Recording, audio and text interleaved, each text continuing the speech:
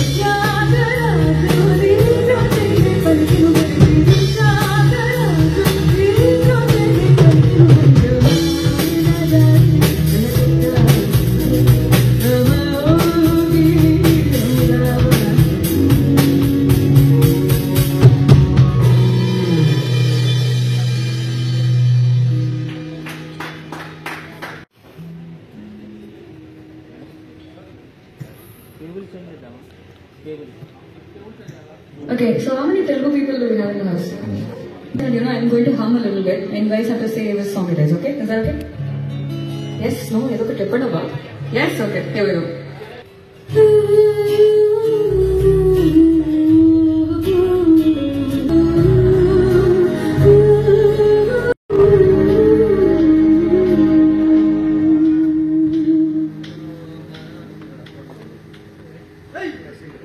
Should we start? Any guesses which song it is? Okay, somebody's singing Zara Zara. So we'll sing both versions, okay? Here we go.